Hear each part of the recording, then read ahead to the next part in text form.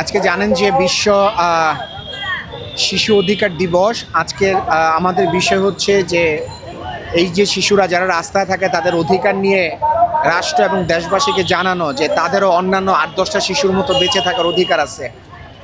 আজকে আন্তর্জাতিক পথ শিশু দিবস, সেই জায়গা থেকে আমরা এই শিশুদের নিয়ে এক জায়গায় জড়ো হয়েছি।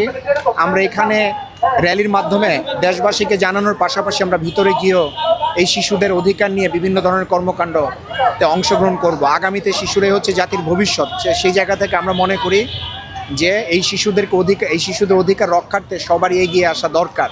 যেরকম এগিয়ে আসা দরকার সমাজের, সেরকম এগিয়ে আসা দরকার সামাজিক মাধ্যমের, সেরকম এগিয়ে আসা দরকার যারা হচ্ছে বিভিন্নভাবে মানুষজনের কথা, শিশুদের কথা শোনায়। অতএব আমি আশা করব যে শিশুদের পক্ষে দাঁড়ান সবাই, যেন শিশুদের নিয়ে আমরা একটা ভালো ভবিষ্যৎ তৈরি করতে পারি। ধন্যবাদ। এরা কি সবাই পথ শিশু? হ্যাঁ, এরা বিভিন্নভাবে সুবিধাবঞ্চিত শিশু।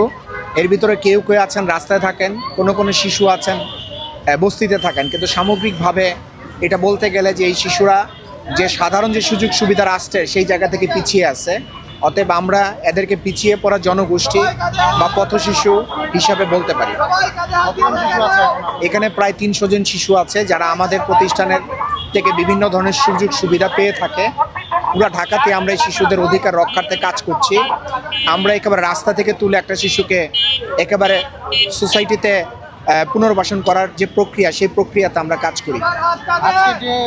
আজকে যে র্যালিটা, এই র্যালির মাধ্যমে কি বার্তা দিচ্ছে? এইটাই বলতে চাই যে এই শিশুরা রাষ্ট্রের সম্পদ। এই শিশুদেরও অধিকার আছে অন্যান্য ৮-১০টা মানুষের মতো বেঁচে থাকার। অতএব আমরা এটাই বলতে চাই যে এই শিশুদের সুযোগ নয়, তাদের অধিকার দেয়া হোক। কারণ তাদের পূর্ণ অধিকার রয়েছে, যেহেতু আন্তর্জাতিক যে শিশু অধিকার সনদ, সেই সনদেই বলা আছে যে বাংলাদেশের সমস্ত শিশুই একই অধিকার পাবে এবং একইভাবে তারা বড় হবে। আপনার নাম? আমার নাম ফরহাদ হোসেন, আমি founder and executive director Lido. Thank you. নিরপেক্ষ, সত্য প্রকাশে আপোষহীন।